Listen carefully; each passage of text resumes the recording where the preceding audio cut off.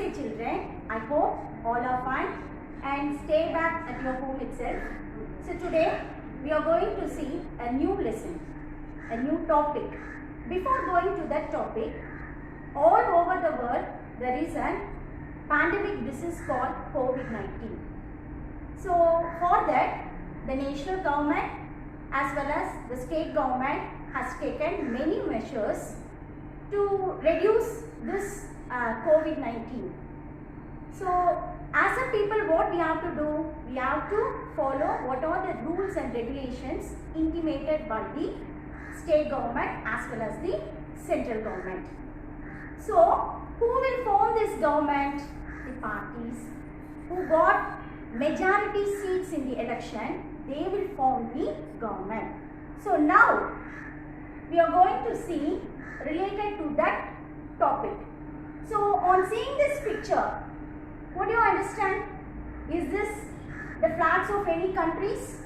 No. Then what it is? It is the symbols of political parties, and our topic is political parties. Okay.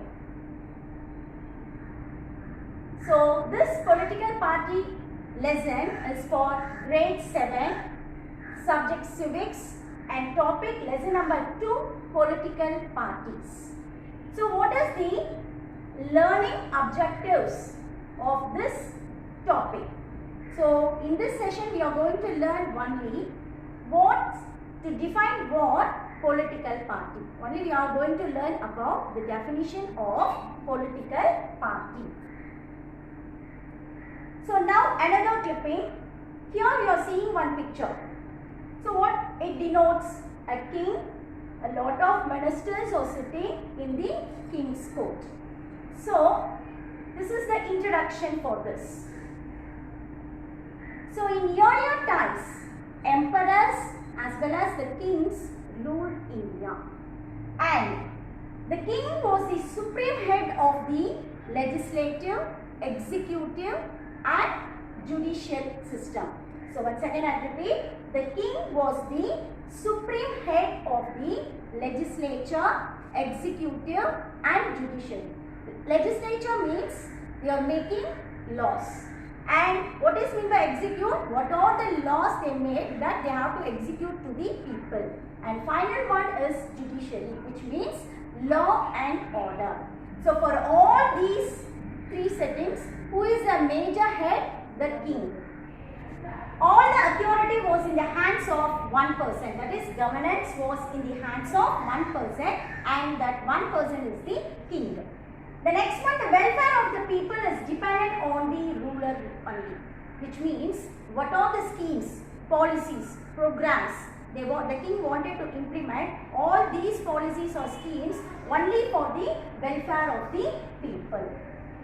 So people had no rights to do against the ruler. It's a very important point.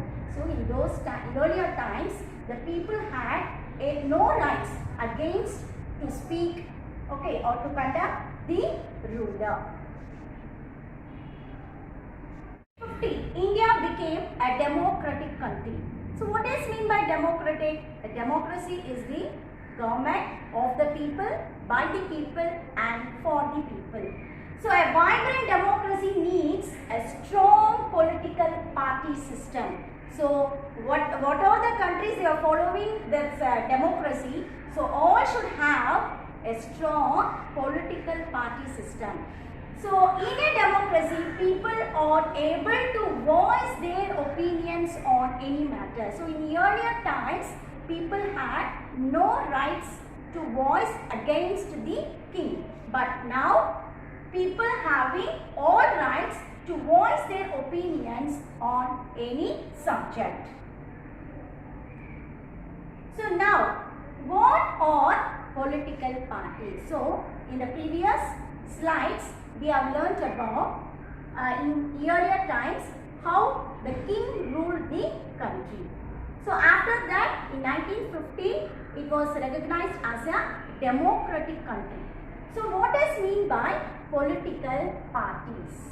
A political party is a group of people who come together and contest in elections and hold the power, they form the government.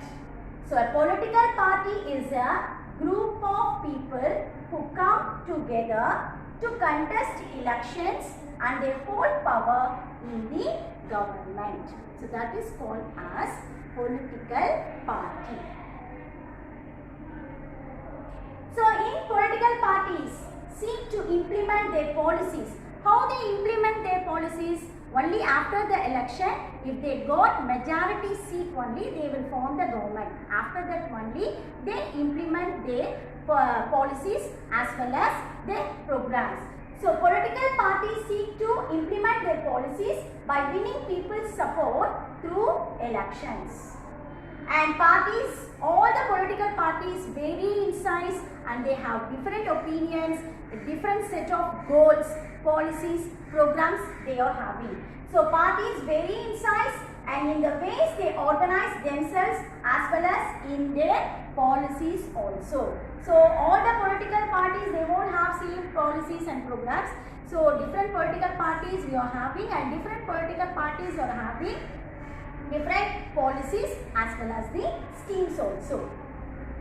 So now we have learnt about the definition of political party, and one more very important thing.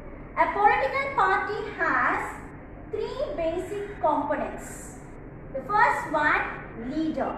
The leader is a very important for a political party.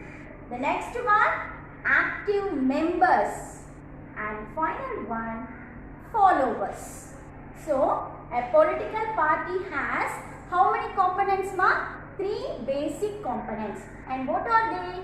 Leader, active members and followers. So in this session we have learnt about what are the topics, the definition of party system and what are the components of the political party. Thank you, children.